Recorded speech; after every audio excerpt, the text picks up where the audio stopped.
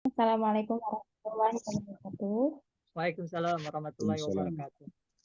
Alhamdulillahirabbil alamin wa bihi nasta'in wa ala umuri dunya waddin wassalatu wassalamu ala asyrofil anbiya'i wal mursalin wa ala alihi wa sahbihi ajma'in amma ba'du. Yang terhormat dosen mata kuliah filsafat pendidikan Al Ustadz Suprapto dan teman-temanku yang berbahagia. Izinkan kami dari kelompok 7 ingin membawakan makalah yang berjudul Hakikat Evaluasi Pendidikan. Adapun yang akan dibahas di sini yaitu apa yang dimaksud dengan hakikat evaluasi pendidikan, kemudian yang kedua apa saja fungsi dari evaluasi pendidikan, kemudian yang ketiga apa saja cakupan evaluasi pendidikan, dan yang terakhir bagaimana atau apa manfaat evaluasi pendidikan, seperti itu. Oke. Jadi yang pertama di sini hakikat evaluasi pendidikan. Evaluasi secara harfiah, kata evaluasi berasal dari bahasa Inggris yaitu value dengan arti nilai atau harga. To evaluate dengan arti menentukan nilainya, dan evaluation dengan arti penilaian terhadap sesuatu. Dengan demikian, secara harfiah, evaluasi pendidikan dapat diberikan arti penilaian dalam bidang pendidikan atau penilaian terhadap hal-hal yang berkaitan dengan pendidikan. Kemudian, lembaga administrasi negara mengemukakan batasan mengenai evaluasi pendidikan sebagai berikut. Yang pertama, evaluasi pendidikan adalah proses kegiatan untuk menentukan kemajuan pendidikan dibandingkan dengan tujuan yang telah ditentukan. Yang kedua, evaluasi pendidikan adalah usaha untuk memperoleh informasi berupa umpan balik atau feedback bagi penyempurnaan pendidikan. Kemudian, evaluasi pendidikan selalu dikaitkan dengan prestasi belajar siswa. Seperti itu. Kemudian, pendidikan Islam itu hendaknya diarahkan pada dua dimensi. Yang pertama, dimensi dialektial horizontal. Nah, pada dimensi dialektikal horizontal ini hendaknya dapat mengembangkan pemahaman tentang kehidupan konkret yang terkait dengan diri, sesama manusia, dan alam semesta. Kemudian, sedangkan pada dimensi yang kedua, yaitu dimensi ketundukan vertikal, yaitu pendidikan sains dan teknologi. Selain menjadi alat untuk memanfaatkan, memelihara, dan melestarikan sumber daya alami, juga hendaknya menjadi jembatan dalam mencapai hubungan yang abadi dengan Sang Pencipta. Ya, selanjutnya, di sini ada fungsi evaluasi pendidikan. Dalam keseluruhan proses pendidikan secara garis besar di sini evaluasi itu berfungsi yang pertama mengetahui kemajuan kemampuan belajar siswa, yang kedua mengetahui status akademis seseorang siswa dalam kelompoknya atau kelasnya, yang ketiga mengetahui penguasaan, kekuatan, dan kelemahan seseorang siswa atau unit pelajaran, yang keempat mengetahui efisiensi metode yang digunakan guru, yang kelima menunjang pelaksanaan bimbingan dan penyuluhan di sekolah yang bersangkutan. Selanjutnya, memberi laporan kepada siswa dan orang tua siswa bagaimana hasil evaluasi pembelajaran tersebut. Kemudian, selanjutnya, hasil evaluasi dapat digunakan untuk menjadi keperluan dan perencanaan pendidikan selanjutnya. Kemudian, memberi informasi kepada masyarakat yang memerlukan, merupakan bahan feedback bagi siswa, guru, dan program pengajaran. Selanjutnya, di sini ada cakupan evaluasi pendidikan. Mengingat luasnya cakupan bidang pendidikan, dapat diidentifikasikan bahwa evaluasi pendidikan pada prinsipnya dapat dikelompokkan ke dalam 3 cakupan penting. Yang pertama, evaluasi pembelajaran, evaluasi program, dan evaluasi sistem. Hal ini sesuai dengan pasal 57 ayat 2 Undang-Undang Republik Indonesia Nomor 20 Tahun 2003. Evaluasi dilakukan terhadap peserta didik, lembaga, dan program pendidikan pada jalur formal dan non-formal untuk semua jenjang satuan dan jenis pendidikan. Nah, evaluasi program ini mencakup pokok bahasan yang lebih luas. Cakupan bisa dimulai dari evaluasi kurikulum sampai pada evaluasi program dalam suatu bidang studi. Sesuai dengan cakupan yang lebih luas, maka menjadi objek evaluasi program juga bisa dapat bervariasi, termasuk diantaranya kebijakan program, implementasi program, dan efektivitas program. Seperti itu. Selanjutnya, yang terakhir adalah manfaat evaluasi pendidikan. Nah, di sini dalam dunia pendidikan, khususnya dunia persekolahan, evaluasi itu mempunyai manfaat ditinjau dari berbagai segi. Di sini ada dua. Yang pertama dari manfaat bagi siswa. Jika siswa memperoleh hasil yang memuaskan dan hal itu menyenangkan, tentu keputusan itu ingin diperolehnya pada kesempatan lain. Akibatnya, siswa akan mempunyai motivasi yang cukup besar untuk belajar lebih giat untuk mendapat hasil yang lebih memuaskan lagi. Tetapi, jika siswa tidak puas dengan hasil yang ia peroleh, maka ia akan berusaha agar keadaan itu tidak terjadi lagi. Maka ia akan belajar dengan giat. Namun demikian, keadaan sebaliknya dapat terjadi. Ada beberapa siswa yang lemah kemauannya menjadi putus asa dengan hasil kurang memuaskan yang telah ia terima. Selanjutnya, ada manfaat bagi guru. Dengan hasil penilaian yang diperoleh, guru dapat mengetahui siswa-siswanya yang sudah berhak melanjutkan pelajarannya karena sudah berhasil menguasai bahan. Guru akan mengetahui apakah materi yang diajarkan sudah tepat atau sudah sesuai dengan siswa sehingga tidak perlu mengadakan perubahan atau memberikan pengajaran di waktu yang datang atau tambahan waktu. Dan yang terakhir, guru akan mengetahui apakah metode yang dia gunakan itu sudah tepat atau belum. Jika sebagian besar dari siswa itu memperoleh angka yang jelek pada evaluasi yang diadakan, bisa aja ini disebabkan oleh metode yang kurang tepat. Apabila demikian halnya, maka guru harus bisa mengevaluasi diri dan mencoba mencari metode yang menyenangkan sehingga pelajaran tersebut dapat tersampaikan dengan baik. Seperti itu. Terima kasih. Mohon maaf. Assalamualaikum warahmatullahi wabarakatuh. Waalaikumsalam Waalaikumsalam warahmatullahi warahmatullahi Bisa pulang wabarakatuh. cepat nih. Nah, Udah selesai kita pulang ya. itu nggak di kampus ya. Oke, teman-teman ada. Saya bantu Sat ya sambil Ya ya, boleh. silakan kiranya ada pertanyaan dari apa yang telah disampaikan oleh saudari Salsabila Syahrani, bisa secara langsung, bisa juga melalui chat Zoom jika ada kendala. Silakan Chandra. Gak usah. Wati mau nanya dong, Wati. Ya, silakan saudari Wati Putri. Sampaikan. Maaf, oke. Assalamualaikum warahmatullahi wabarakatuh. Assalamualaikum warahmatullahi wabarakatuh. Pada pemakalah, menurut pemakalah seperti apa yang kita dapatkan di tempat PPL, menurut pemakalah apakah evaluasi pendidikan kita ini sudah objektif atau belum? Terima kasih. Nilainya udah keluar belum? Belum. Udah dilaporin yang penting.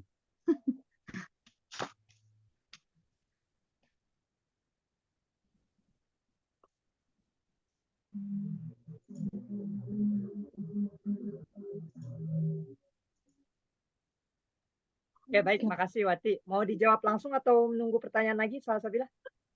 Sambil jawab kali. Ya udah, kalau menurut saya sudah objektif sih, karena udah sesuai dengan apa yang kita lihat. Jadi kayak gitu, kalau menurut saya. Alasannya kenapa, Dek? Sudah objektif. Karena udah sesuai dengan yang dilihat, Ustadz. Gitu. Oh. Kalau saya. Ya, mungkin. Yang dilihatnya apa? Apanya? Aduh.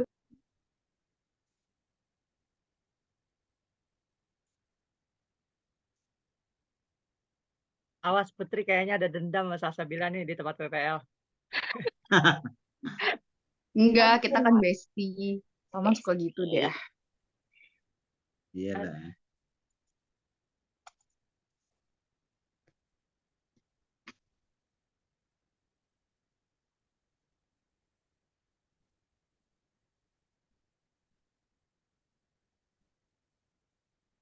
Sebenarnya standarnya PPL itu A, standar gitu. Kalau yang di bawah standar B, itu yang punya masalah gitu. Soalnya biayanya banyak, tenaganya banyak, waktunya banyak, pengorbanannya banyak. Pagi-pagi macet, jalan, kehujanan gitu lah. Nah, sampai kampus terlambat, sudah malu. Gitu. Masa sih nggak dikasih nilai A gitu. Kasihan banget. Ustaz, kalau guru pamongnya terlalu perfeksionis gimana, Ustaz? Masya Allah, Masya Allah. Kayaknya Maksudnya Siapa tuh? apakah Siapa memang tuh? nanti kepandangan dosen sendiri gitu, dosen pembimbing, atau mungkin gimana? Ya, ada kasusnya itu begitu ya. Jadi sebenarnya secara umum penilaian itu kebanyakan dari guru pamong gitu. Tapi kalau pamong itu ada yang baik, ada yang setengah baik, ada yang kurang baik gitu. Ya, kurang baik itu nggak juga ada ada yang baik sepuluhnya. banget, Ustaz. Baik-baik banget. Baik banget. Kayak saya kan baik banget ya. Banget, Eh, Ustaz mah banget dah. ada yang model dulu itu saya di Muhammadiyah di 107, di 105 itu di Kesatria. Ada yang mereka nggak mau ngasih nilai, pokoknya nilai sepenuhnya diserahkan ke guru dosen pembimbingnya. Jadi mereka tanda tangan kosongan saja, atau bahkan nggak tanda tangan, udah semuanya diserahkan aja lah gitu.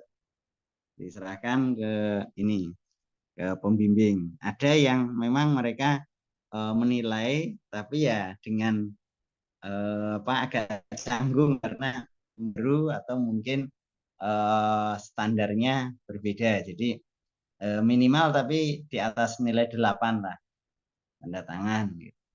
Tapi kalau dosen pembimbing umumnya ngasih nilai itu minimal 9 gitu, dalam semua semua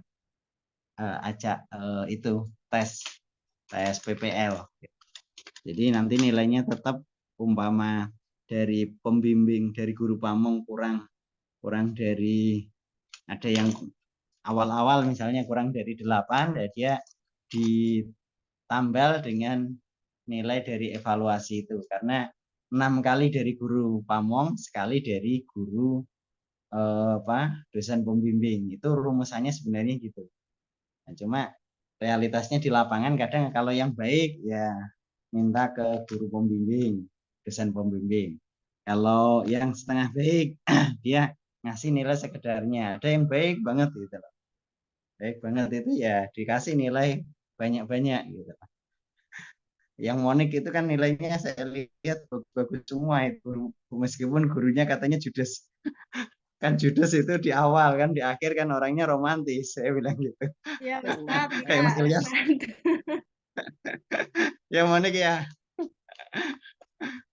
Ya apa, Ustaz, Iya, pepet aja terus, Ustaz. bukan pepet itu biar ini kesan seremnya itu hilang gitu loh. Ya kalau saya sih orangnya kan netral aja. Kalau orangnya pendiam ya harus dicandain. Orangnya judes ya dicuekin gitu loh. Makin biar judesnya muncul gimana gitu. Ya nilainya saya lihat bagus-bagus semua gitu loh. Bahkan di nilai terakhir itu ngasihnya 9, hampir 9 semua kok. Di rata-rata itu kemarin hampir mendekati 9 semua gitu. Yang saya laporkan ke sana. Nilai saya yang asalnya ada ngasih kurang ya, wah saya sesuaikan kan, asalnya 8,5 saya rubah jadi 9,5 lah. Ya. Jadi udah dilaporin, udah beres kalau kelas itu, kelas semua. Ya, awal kan wajar gitu. Bu Nadia aja orangnya serem katanya. Padahal adik kakaknya Bu Nadia. Bu Nadia kan pernah di situ gitu. Orangnya serem Bu, bilang gitu. Ya serem kan. Ustadz, beliau Hah? punya perspektif sendiri. Iya. Ya, makanya kalau kayak saya sih netral, saya bilangnya begitu, cuma ya karena dia kepercayaan kepala sekolah, berarti ya memang jaim sedikit. Kalau jaimnya lewat saya itu sudah dihilangkan jaimnya. Oke, ada pertanyaan lain? Nanti saya nambah setelah sholat isya aja. Ahmad Sofyan sudah hadir? Belum, Ustaz. Belum Ustadz. Belum Belum. ada tanggapan nih. Masih di luar negeri kali lah. Kalau ngisi ceramah kali ya Mas ya. Ya. Jadi Iya Ustadz. kalau kalau evaluasi itu bahasa Arabnya selain takdir al-qayyim tadi. Itu apa lagi itu? Ada yang tahu nggak bahasa Arabnya? Bahasa Arab itu biasanya mewakili dari filsafat bahasa yang digunakan oleh pembelajaran atau Al-Quran biasanya. Halo, Mas.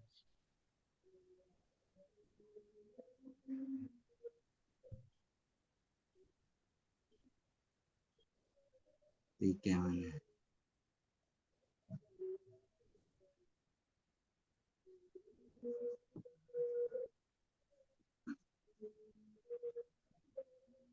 Sambilan ya.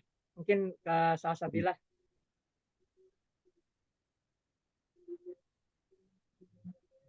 Kedengeran ya Salsabila? Dengarlah. Ya, saya ngomongnya dari hati ya. Iya. Kaitannya kalau menurut Salsabila itu seberapa besar sih pengaruh ketika kita melakukan evaluasi kepada peserta didik, kemudian pengaruhnya ketika diketahui orang tua gitu melalui hasil evaluasi itu. Oh, anak-anak ini mungkin apakah secara internal aja sebaiknya anak ini harus remedial atau mungkin yang memang sudah bagus pengayaan. Kemudian kita informasikan kepada orang tua gitu. Nah itu kira-kira kalau menurut Salsabila itu lebih pantas memang diberitahukan seperti itu atau mungkin ya ini urusan sekolah mungkin antara guru dengan si murid aja gitu.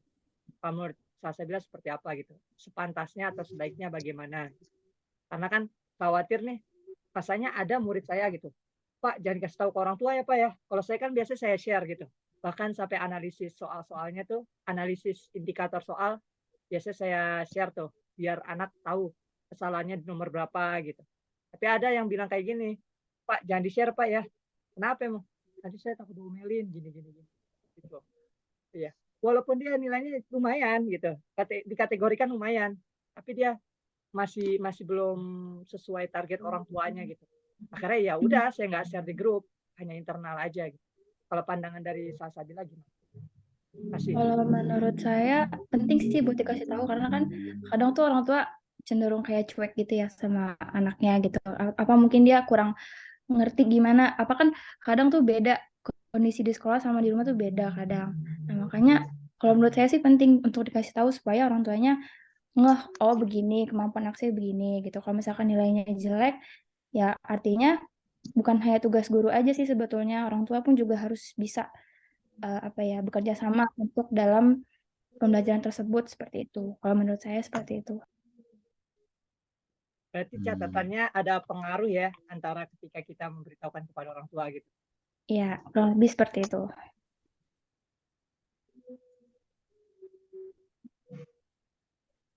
Ya, ada yang lain yang mau menyampaikan?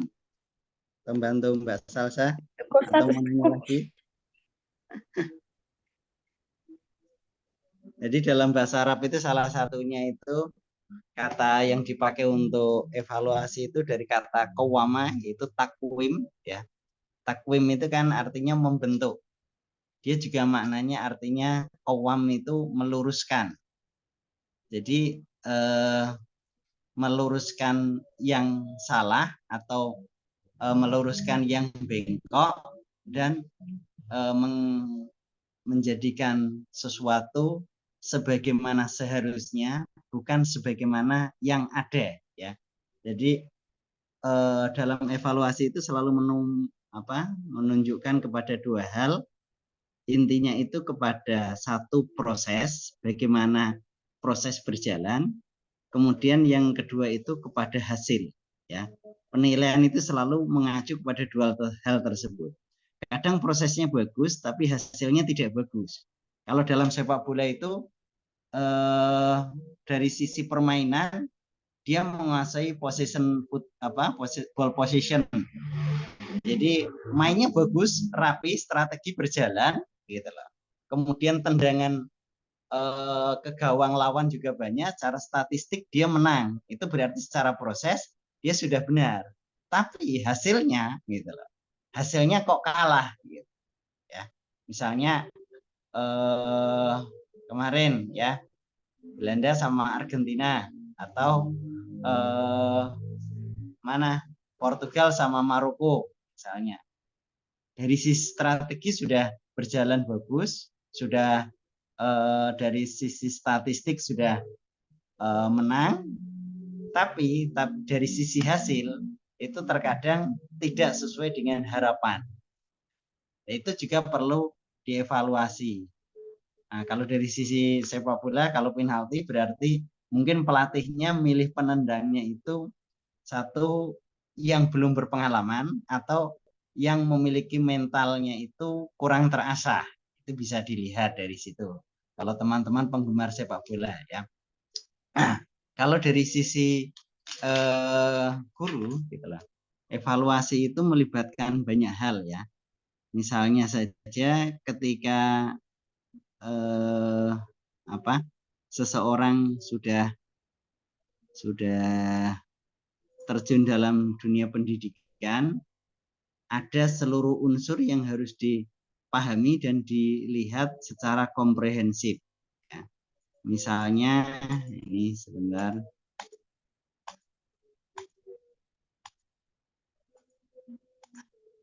Unsur-unsur pendidikan atau komponen pendidikan ya.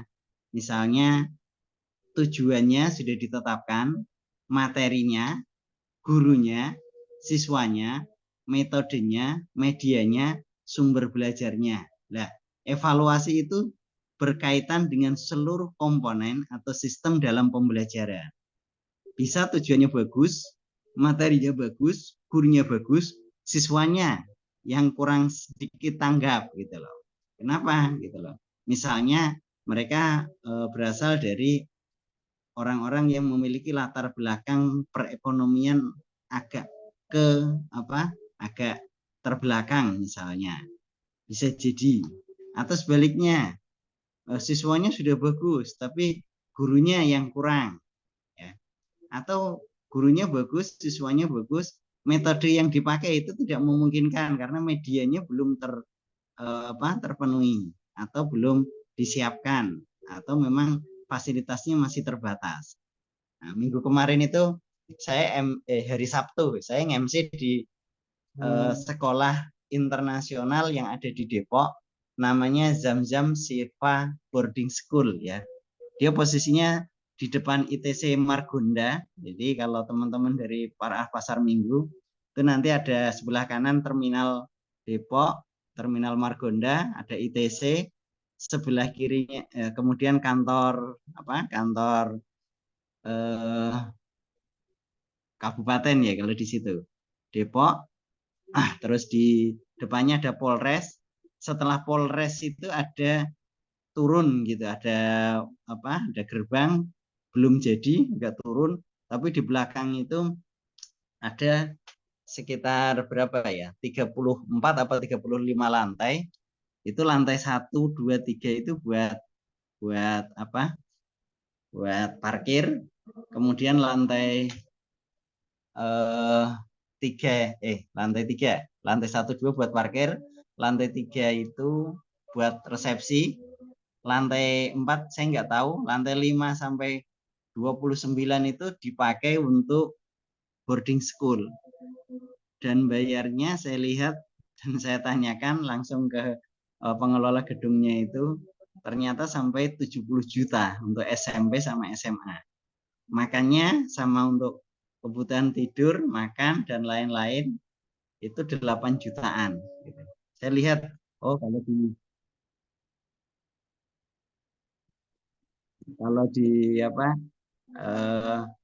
di internet juga sama. Gitu. Oh, berarti memang mereka berani mengambil resiko untuk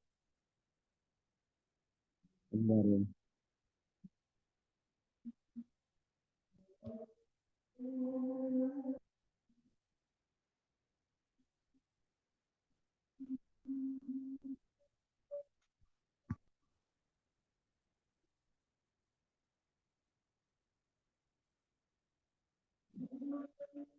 Bentar.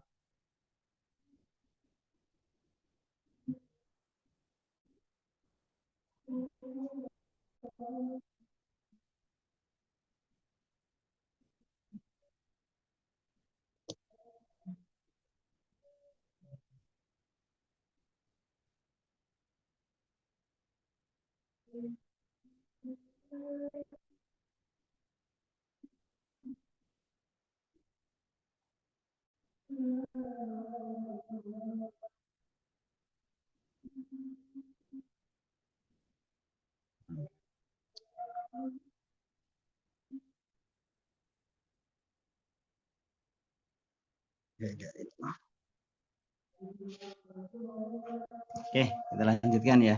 Jadi bayarnya saja 70 juta. Saya lihat kisaran di situnya jam di boarding school itu 42 sampai 70 juta memang. Kemudian per bulannya ada 6,5 juta sampai 8 juta. Tapi dalam tanda kutip pengelola atau pendirinya berani untuk menjadikan itu lahan untuk belajar gitu, meskipun agak mahal, dan itu kalau dijadikan apartemen itu potensial untuk menghasilkan uang gitu. Tapi itu tidak dijadikan apartemen. Memang masih ada lahan luas yang saat ini digarap untuk jadi apartemen.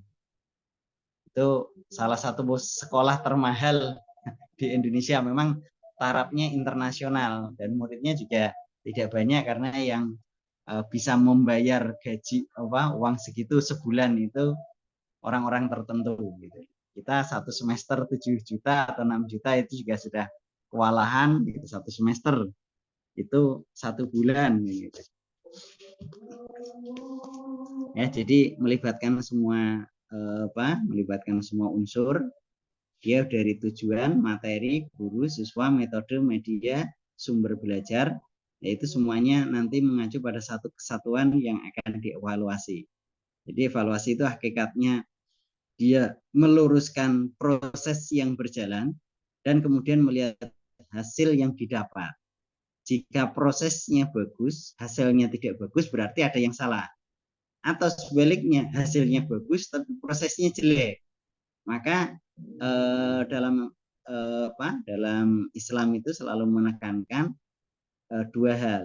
Prosesnya bagus, hasilnya bagus gitu. Fid dunya hasanah itu artinya proses, wa fil akhirati hasanah itu hasil, ya gitu loh. Dan wakina adzabannar hasilnya kan fil akhirati hasanah, wakina adzabannar itu hasil. Sementara fid dunya hasanah itu adalah proses.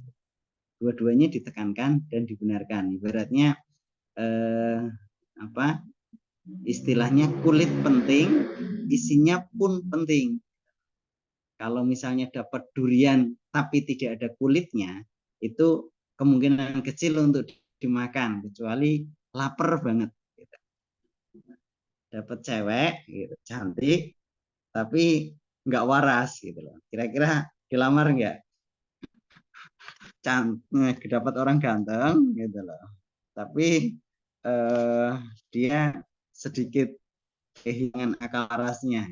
Itu kemungkinan walaupun ganteng, walaupun kaya, walaupun baik hati gitu, orang tuanya, ya, tapi yang mau diajak nikah itu akan dalam tanda kutip berpikir. Kan wanita itu kalau mau menikah, melihat laki-laki umumnya gitu, ketika mau menikah dia mempersiapkan prosesnya. Prosesnya apa? Ketika masih muda dia akan melihat ketampanannya, saat dewasa dia akan melihat kemapanannya, saat sudah tua dia akan melihat kesetiaannya. Maka yang ideal itu yang ada tiga-tiganya sejak awal. Orangnya tampan seperti saya, kemudian orangnya mapan gitu loh, seperti Mas Ilyas misalnya, kemudian orangnya setia seperti Koh Gunadi gitu. Berarti harus ada 3 orang dong, ya enggak. Itu sifatnya satu sifat itu ada pada orang tersebut. Berarti dia ideal dari awal. Nah, kalau laki-laki itu beda. Gitu. Dia mementingkan proses juga hasil, tapi dengan kacamata yang berbeda. Kalau laki-laki itu melihat kalau mau menikah, saat usia muda dia melihat cantiknya, saat usia dewasa dia tetap melihat cantiknya, saat tua pun dia tetap memperhatikan dan tetap menimbang aspek kecantikannya. Maka istri Ustadz itu harus cantik, sebab kalau nggak cantik dia mau kawin lagi gitu loh. Jadi cantik itu jadi syarat utama. Itu kenapa Nabi menyebut pertama itu li jamaliha gitu. Kemudian saat sudah berumah tangga, itu dalam prosesnya itu melihat gitu. Kenapa konsep kebahagiaan itu dimulai dari almar'atus solehah gitu loh. Sebab kunci kebahagiaan dalam keluarga itu sangat bergantung kepada seorang istri, ya. Fir'aun yang bejatnya luar biasa sampai diklaim oleh Al-Quran mengaku sebagai Tuhan, itu bisa melahirkan mendidik seorang anak yang namanya Musa, itu kan dia dari kecil dididik di rumah Fir'aun, ya. Tapi kenapa bisa jadi nabi, jadi seorang pemuda yang taat beragama, bahkan solehnya luar biasa? Karena di situ ada seorang istri yang solehah bernama Asia. Gitu. Sesoleh-solehnya Nabi Nuh, gitu, dia tidak akan bisa mempengaruhi anaknya yang bernama Kan'an untuk ikut dalam dunia dakwahnya, karena di dalam rumah itu ada seorang istri yang pembangkang yang namanya Wali'ah. Gitu.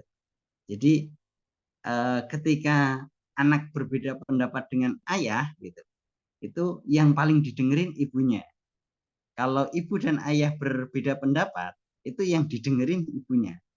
Gitu loh. Tapi kok ada problem ini. Ibunya juga jahat, durhaka, tapi anaknya kok enggak durhaka. Bapaknya orang soleh, itu Nabi Lut. Nama istrinya namanya Wahilah. Berarti di situ kita bisa lihat bahwa kalau anak laki-laki itu kalau sudah menjelang remaja atau dewasa, dia lebih dekat kepada ibunya.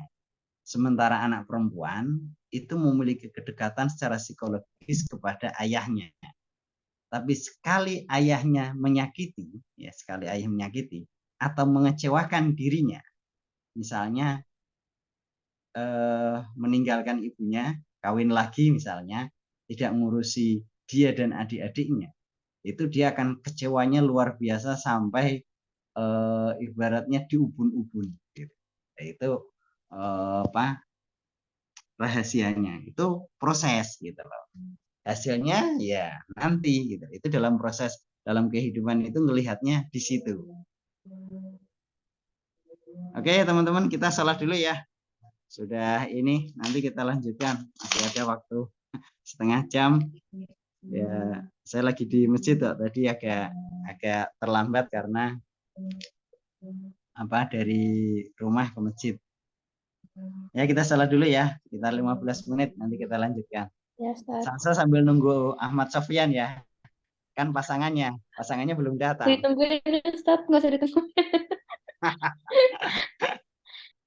Oke, salat dulu ya. Bentar ya. Baik, Ustaz. Dia sifatnya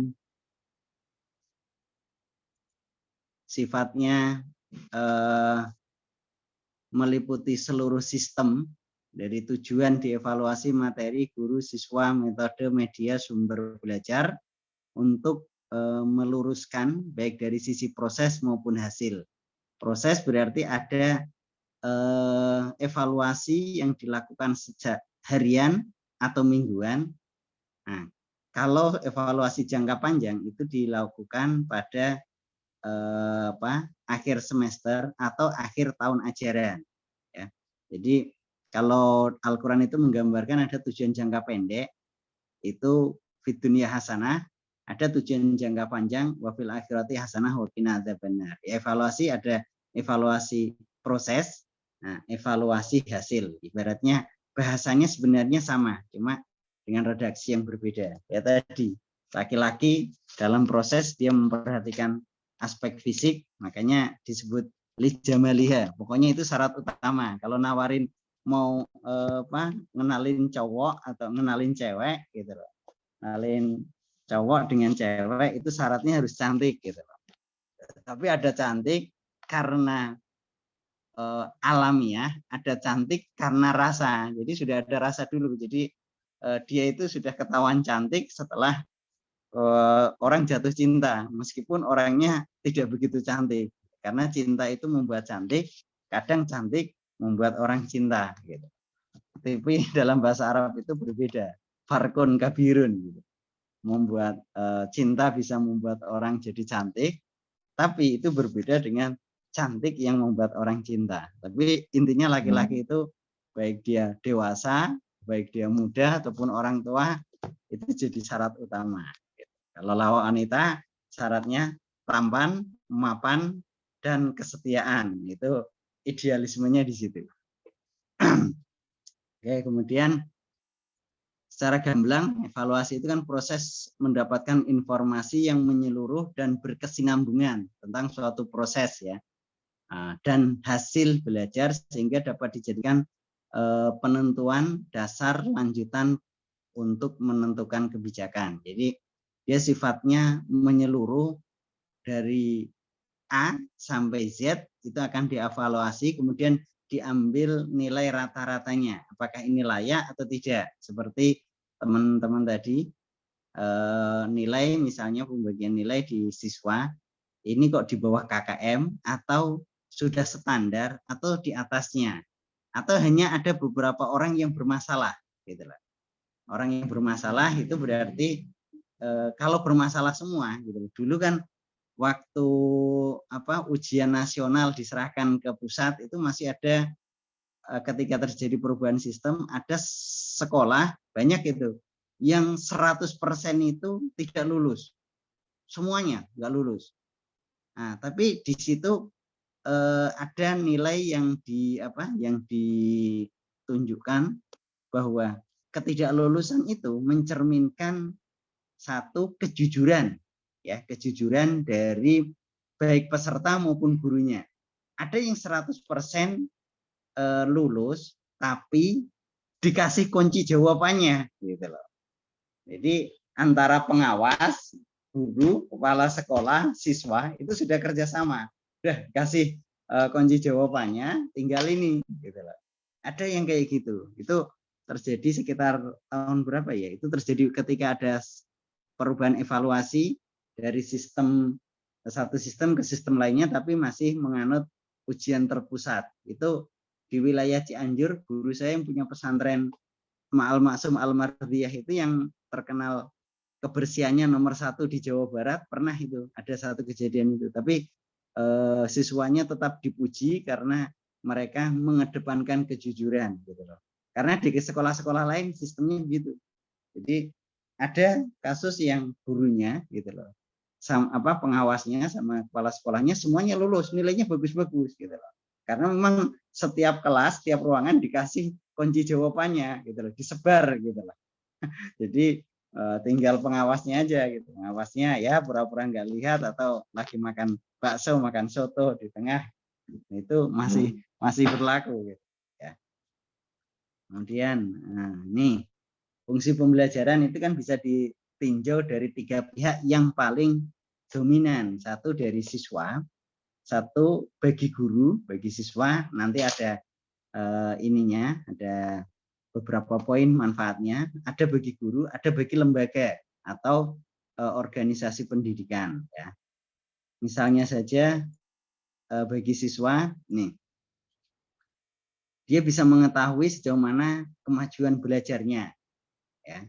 Jadi kenapa UTS itu ditaruh di tengah, tidak sekalian UAS gitu loh. Karena salah satunya menjadi proses untuk mengetahui sejauh mana kemajuan belajarnya. Nah, makanya idealnya hasilnya itu diberikan. Tapi kalau untuk mahasiswa kan dianggap sudah tahu, sudah pinter gitu loh.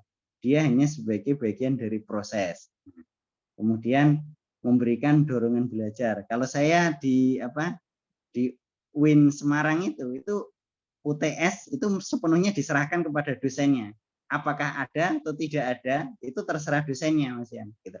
Waktu saya kuliah gitu. Jadi nggak ada kurikulum tengah semester itu untuk ujian. Umumnya langsung pokoknya dibuat untuk pelajaran, diskusi. Kalau misalnya ada, ya dia menggunakannya untuk ulangan yang sifatnya lisan, mengambil satu momen sebelum ujian akhir gitu. Atau langsung ujian akhirnya langsung juga pakai ujian lisan gitu. Itu paling kayak gitu, nggak ada ujian tertulis dengan minggu khusus, waktu khusus untuk ujian tengah semester itu dulu tidak ada. Waktu saya sekitar tahun 2001 sampai 2006 itu belum ada. Kemudian memberikan dorongan belajar kalau misalnya nilainya kurang bagus atau nilainya sudah bagus gitu loh. Berarti kan kenapa bisa memberikan dorongan itu kenapa? Kalau dia terbuka gitu loh. Terbuka itu artinya untuk dievaluasi itu perlu sikap keterbukaan bahwa yang saya lakukan itu belum sempurna. Tapi kalau orang merasa bahwa apa yang dia lakukan sudah sempurna, dia akan marah ketika dikasih masukan atau dievaluasi. Jadi takwim itu kan dari kata qawama artinya atau takdir, al-qadar itu memperkirakan atau memberi nilai itu dengan mengukur kemampuan seseorang. Nah, umumnya orang yang dievaluasi itu akan dicari kekurangannya meskipun kelebihannya juga akan dicatat. Nah, cuma untuk sampai pada itu harus ada tahap kelapangan dan kesediaan untuk menerima kritik. Ada orang gitu loh. Ini paling banyak ustadz gitu loh, yang tidak mau menerima kritik. Kenapa?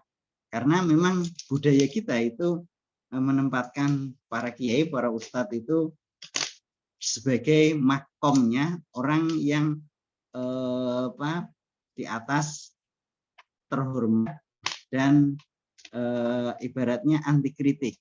Ya. Nah, efeknya gitu loh, kerugian jadi ustadz itu kalau salah ya enggak banyak orang yang berani menegur. Itu ruginya jadi ustadz, itu kata guru saya kayak gitu.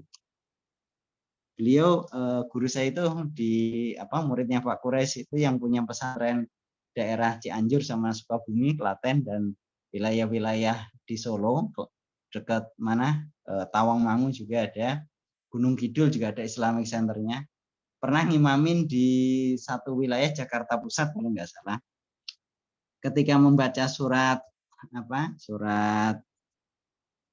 Alif Lam Mim Sajdah, setiap Jumat itu kan masjid-masjid besar itu pakai Alif Lam Mim Sajdah. Gitu. Kalau di sana nggak ada jamaahnya ya kok ya kalau malam ya. Kalau yang di mana di Lotse ya. Kalau kayak Sunda Kelapa nggak ada ya. Sunda Kelapa, terus Masjid Atin, Masjid Istiqlal, masjid-masjid lainnya yang itu pakai Jumat itu pakai Alif Lam Mim Sajdah surat ke-32 itu untuk rakaat pertama. Untuk rakaat kedua itu biasanya pakai Al-Insan. Ini berlaku juga di Masjidil Haram dan Mekah dan Madinah ya. Jadi ketika membaca ayat 6 gitu loh. Ayat 26 itu kan awalam yahdilahum kam ahlakna min qablihim. Nah, beliau membacanya itu hampir 5 tahun itu. Awalam yahdilahum kam ahlakna qablahum minal quruni yamshuna fi masakin. Dari kata min qablihim dibaca qablahum. Dan itu enggak ada yang ngingetin sampai sama sekali. Sampai ada seorang ustadz namanya Ustadz Jauhari, kebetulan hafal Quran, beliau di belakangnya. Nah, itu setelah salam selesai wirid dan lain-lainnya, ngobrol, kemudian minta. Kan orang mengingetin orang salah itu, apalagi posisinya lebih tinggi, itu kita ibaratnya harus merendah dan kemudian tidak boleh juga kata Imam Syafi'i itu membeberkan kesalahannya itu di depan umum. Sebab menasehati orang di depan umum dengan sama dengan menghina, kata Imam Syafi'i. Itu cara beliau, Ustadz Heri itu bilangnya, Ustadz mohon maaf kayaknya itu antum ada yang kurang pas tadi untuk ayatnya.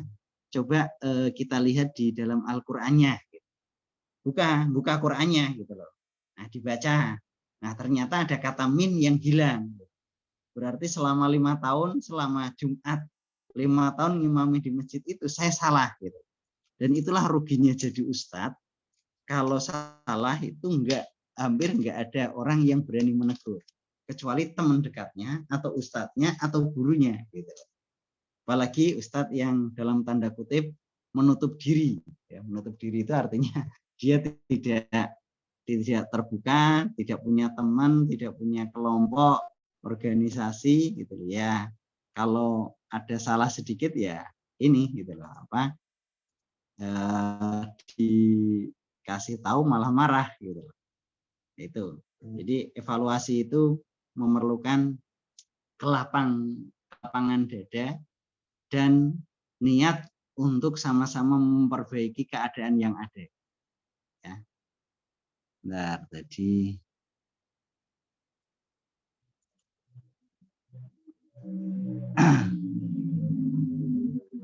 share screen.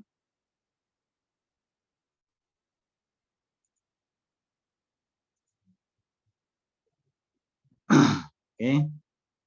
Jadi juga memberikan pengalaman belajar. Ada soal yang memang harus dijawab melalui analisa, ada soal yang bisa dijawab dengan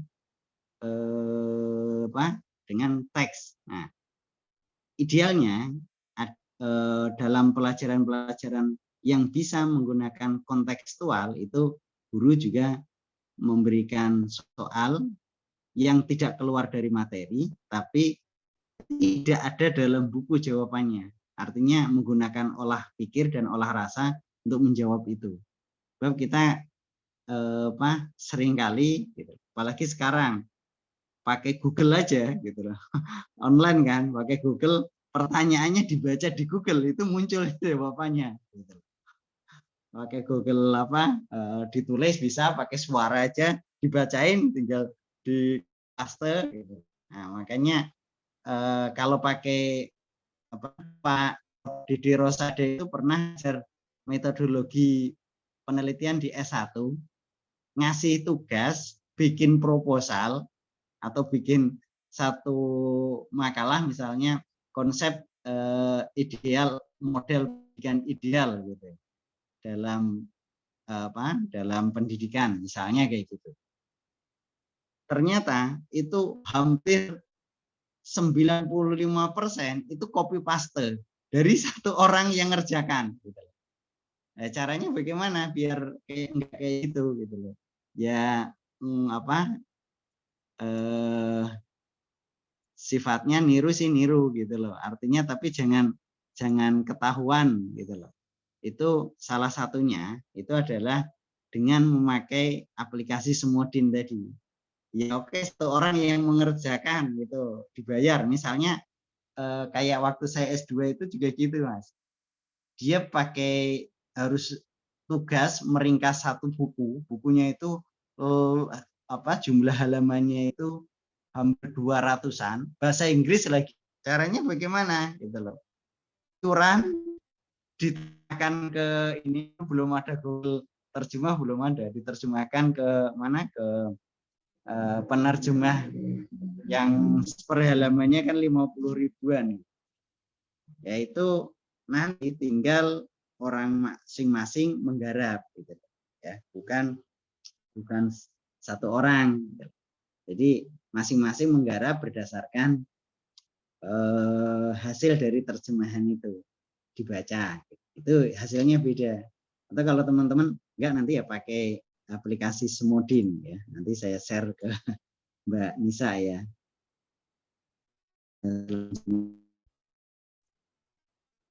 Nah, ini bisa dari lembaga, tujuannya mempertahankan mutu, nilai kurikulum, dan menilai kemajuan sekolah, termasuk akreditasi dipengaruhi oleh standar mutu yang ada. Ya. bagi guru gitu itu ini kalau bagi guru belum gitu.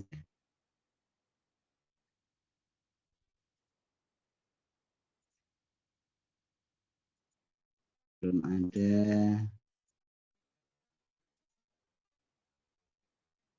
Nah, kemudian sebentar.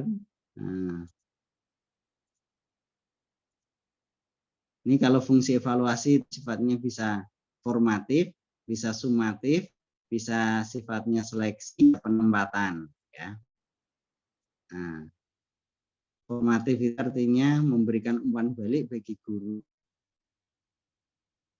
sebagai dasar untuk memperbaiki proses. Kemudian sumatif itu mengetahui tingkat siswa terhadap materi.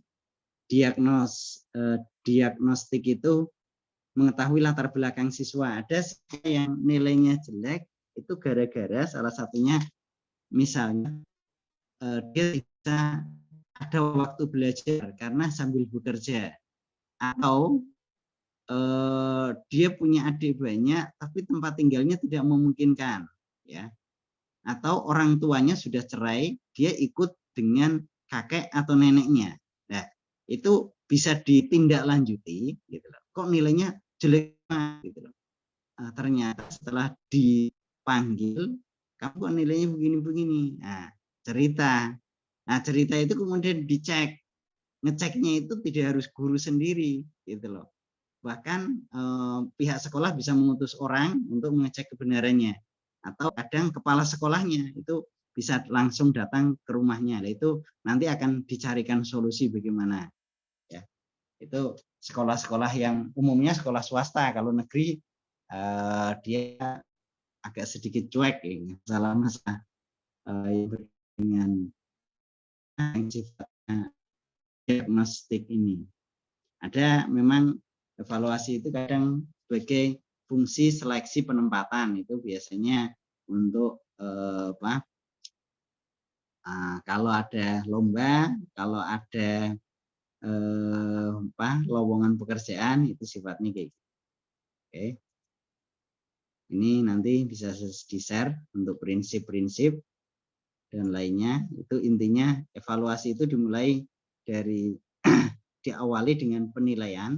Penilaian itu lahir dari pengukuran. Pengukuran itu bisa didapat dari tes ataupun non-tes, ya.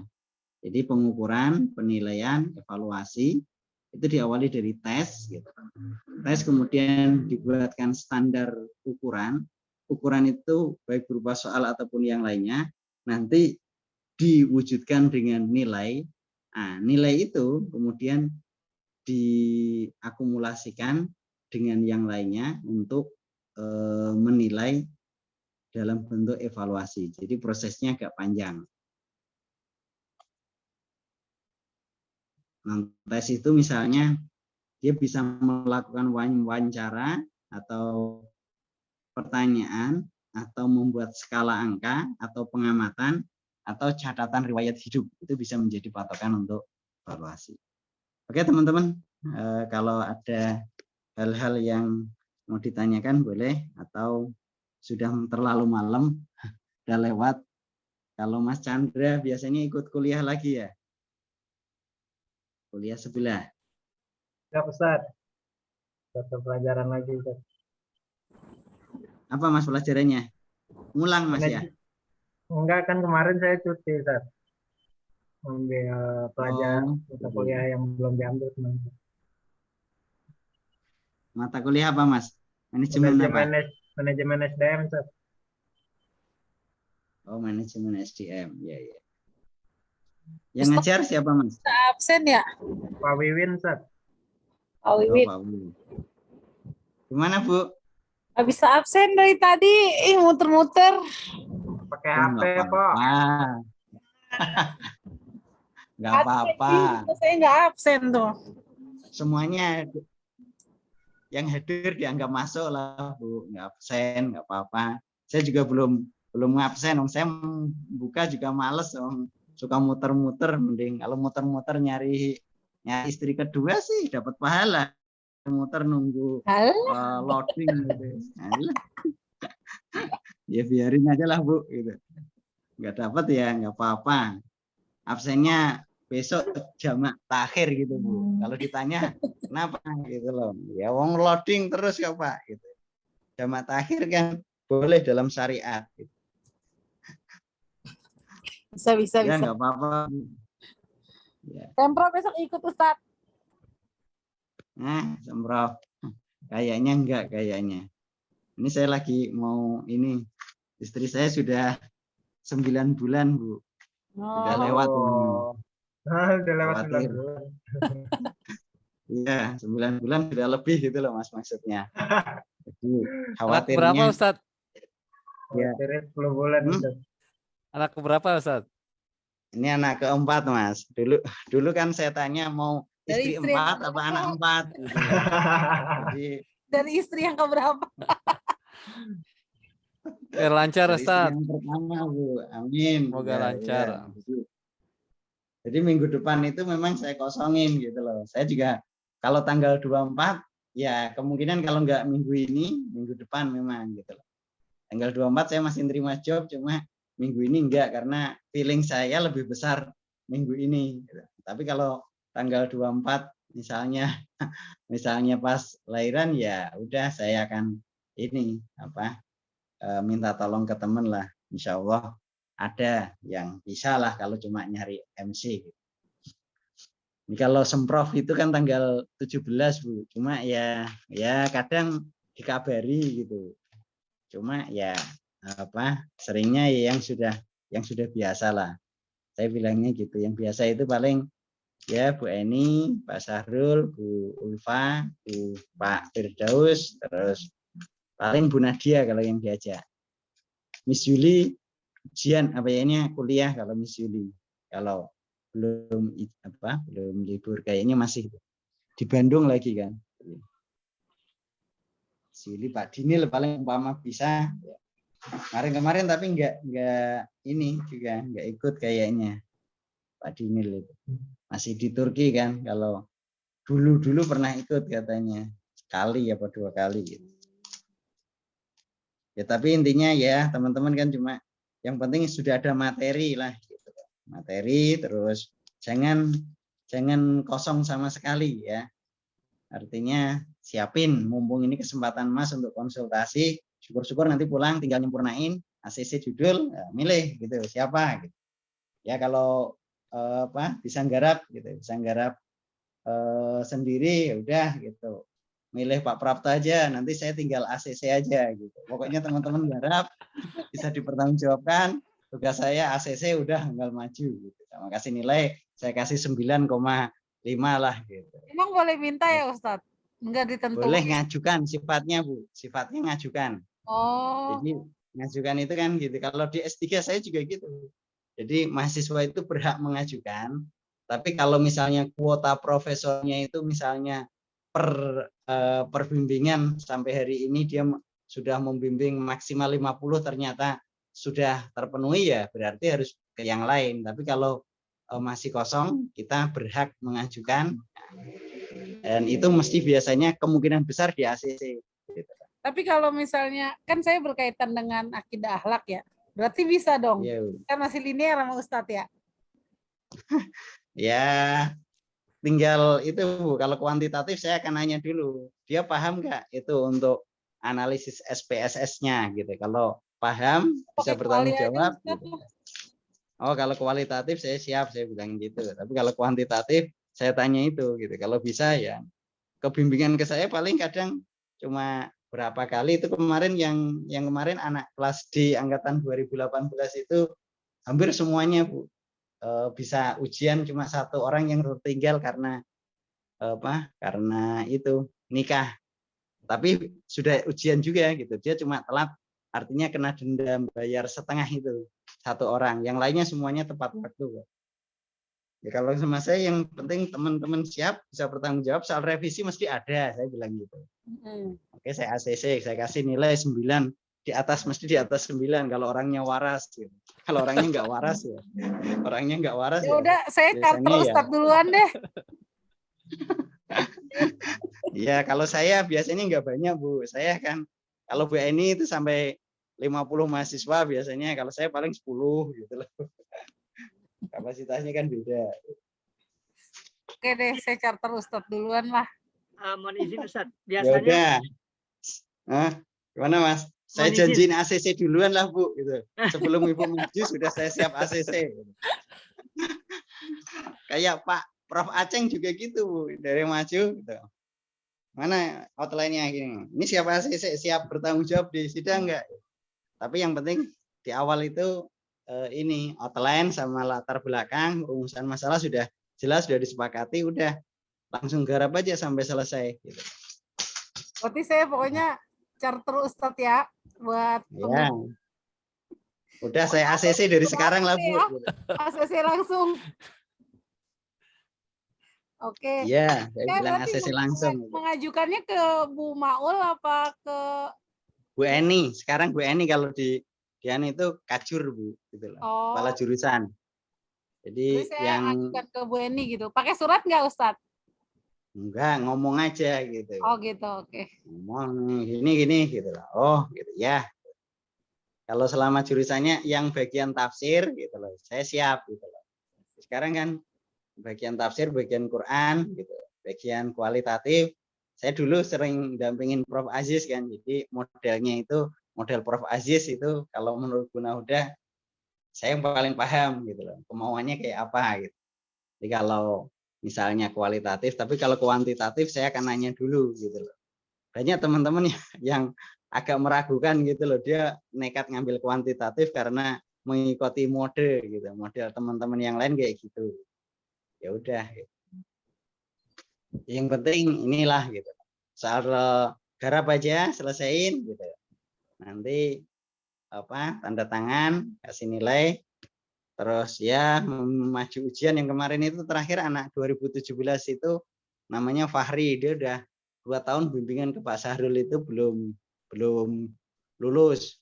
Akhirnya minta pindah gitu atas saran siapa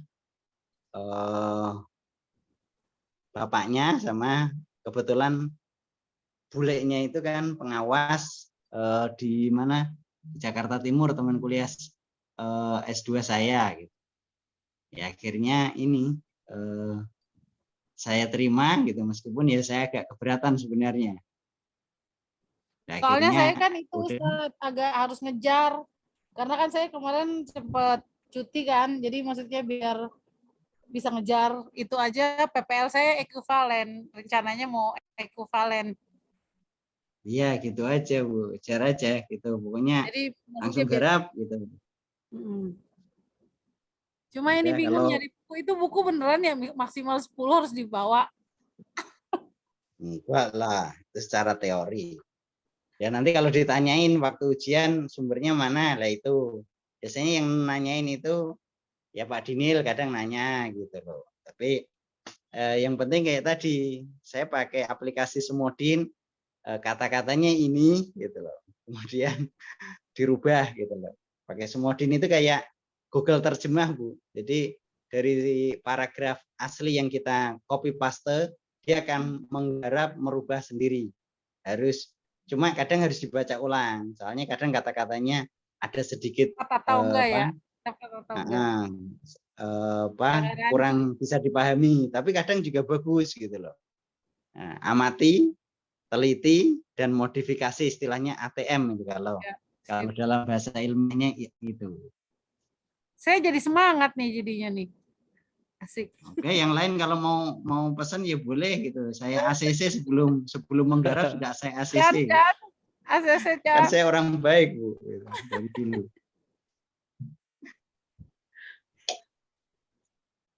Oke, kalau nggak ada kita tutup ya. Saya mau ke konsultasi ke dokter. Katanya di kawan sederhana itu ada USG yang 4 dimensi gitu loh. Sebelum besok ke Hermina gitu. Ya Ustadz, teman-teman. Semoga lancar Ustadz persalinannya juga. Amin. Ya kita tutup dengan bacaan kafaratul majlis ya. Subhanakallahumma bihamdika asyhadu an la ilaha illa anta astaghfiruka wa atubu ilaik. Sekian. Assalamualaikum warahmatullahi wabarakatuh. Waalaikumsalam warahmatullahi Waalaikumsalam. wabarakatuh. Makasih Ustadz. Terima kasih Ustaz. Syukron.